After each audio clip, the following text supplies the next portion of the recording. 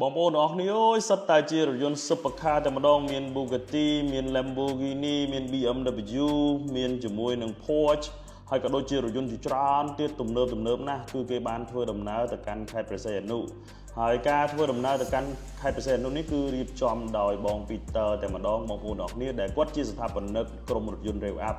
ហើយក្រុមរថយន្ត Rev Up គឺជាក្រុមរថយន្តដែលមានរថយន្ត Supercar ហើយប្រខាជាច្រើនជាងគេនៅក្នុងប្រទេសកម្ពុជាហើយក្រុម Rev Up នេះក៏ធ្លាប់បានរៀបចំជាមួយនឹងកម្មវិធីមួយដែលក៏ក្រើកពេញព្រះរាជាណាចក្រកម្ពុជាក៏ដូចជាពិភពលោកផងដែរនោះគឺជាកម្មវិធីកំបល3000តែម្ដងដែលគាត់ពេលនោះគឺបានរៀបចំជាមួយនឹង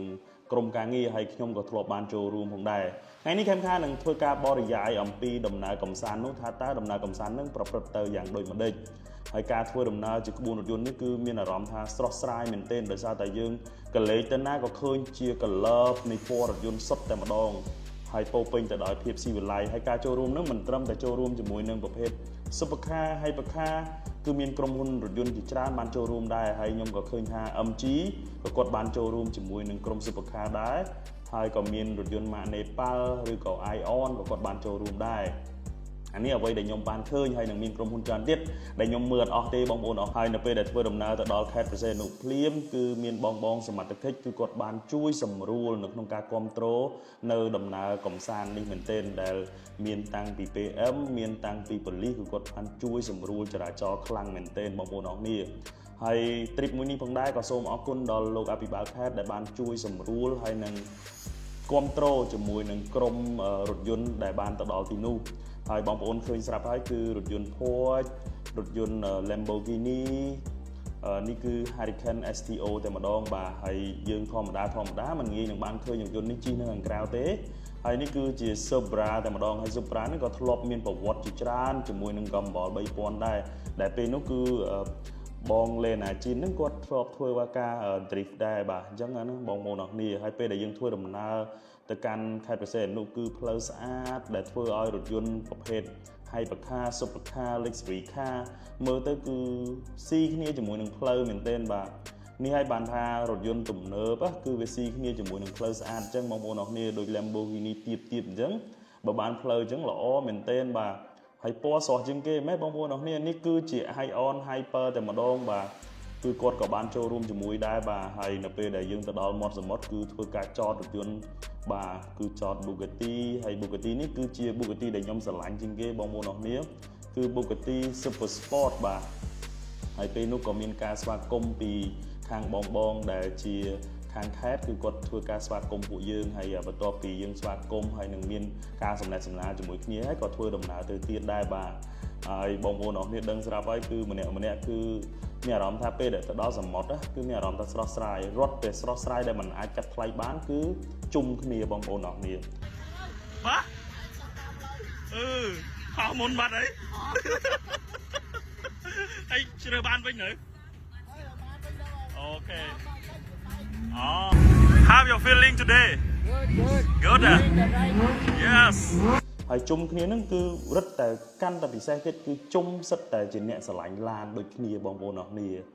បាទសិនអ្នកស្រឡាញ់ឡានដូចបងប្អូនអរគ្នាមើលនេះបើអ្នកដែលស្រឡាញ់ឡានបេះដូងអ្នកស្រឡាញ់ឡានសូម្បីតែបងដែលគាត់ជាប្រិយមិត្តមកគ្រប់គ្រងនៅខេត្តព្រះសីហនុនេះគឺសុទ្ធតែជាអ្នកស្រឡាញ់ឡានតែម្ដងហើយពេលនោះលេណាជីនគាត់ឃើញខ្ញុំហ៎គាត់ហាយបងយេបាទហើយគាត់ក៏បាននិយាយពាក្យខ្មែរថាអញ្ចឹងនៅពេលដែលគាត់និយាយពាក្យសួស្ដីនេះគឺខ្ញុំអស់សំណើចមែនទែនបាទមានន័យថាចេះអរគុណគាត់ដែលប្រឹងរៀនភាសាខ្មែរយើងទាំងគាត់នៅម៉ាឡេគាត់រវល់មែនក៏ប៉ុន្តែគាត់ប្រឹងមែនទែនបាទ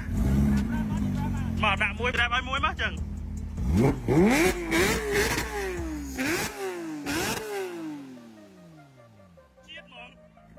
ស្ដាប់សំឡេងរបស់រថយន្តគាត់ហើយគឺយើងបានធ្វើដំណើរមកដល់ភោជនីយដ្ឋានដើម្បីញ៉ាំអាហារថ្ងៃត្រង់ជាមួយគ្នាបាទហើយពេលនោះបង Peter បាន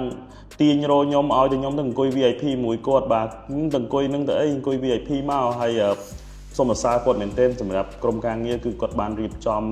ទុកដាក់ជាពិសេសគឺទឹកផឹកបាទហើយបងប្អូនដឹងហើយគឺទឹកគឺយើងញ៉ាំទឹកម៉ាក់ Cambodia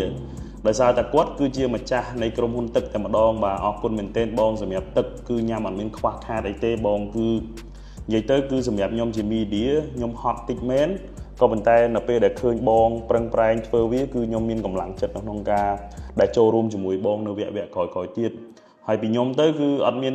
អីទេបាទគឺអត់មាន sponsor អីទេបាទគឺទៅនេះគឺវីដេអូគឺចេញពីបេះដូងហ្មងបងប្អូនអរគ្នាគឺខ្ញុំអត់មានទទួលបានការ sponsor ពីគាត់អីទេបាទគឺខ្ញុំ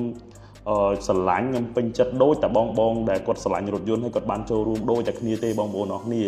ធ្វើម៉េចបើយើងអាចជួយជ្រុំណាបានដែលយើងអាចជួយបានយើងគួរតែផ្ដល់ឲ្យដូចខ្ញុំអញ្ចឹងខ្ញុំអាចជួយបានផ្នែកខាង media ហើយក៏បានផ្ដល់នៅបងប្អូនទាំងអស់គ្នានៅទស្សនីយភាពទោះបីបងប្អូនទាំងអស់គ្នាមិនបានចូលរួមផ្ទាល់ក៏មានអារម្មណ៍ថាបានមើលវីដេអូនេះក៏មានអារម្មណ៍ថាដូចបានចូលរួមផ្ទាល់អញ្ចឹងបងប្អូនទាំងអស់គ្នាពេលមើលហើយកុំភ្លេច like ឲ្យបេះដូងពណ៌ក្រហមម្នាក់មួយហើយនឹង share ម្នាក់មួយផងបាទបងប្អូនទាំងអស់គ្នាសម្រាប់វីដេអូថ្ងៃនេះគឺបញ្ចប់ត្រឹមហ្នឹងអញ្ចឹងអរគុណមែនទែនសម្រាប់បងប្អូនទាំងអស់គ្នាដែលតែងតែតាមដានជាមួយនឹង vlog របស់យើងពីរហូតពីដើមដល់ចប់អញ្ចឹងបើមានកំហុសកឆ្គងឬពាក្យសម្ដីណាមិនសមរម្យសូមបងប្អូនទាំងអស់គ្នាមេត្តាខន្តីនិងអភ័យទោសផងជួបគ្នានៅវីដេអូក្រោយបាយ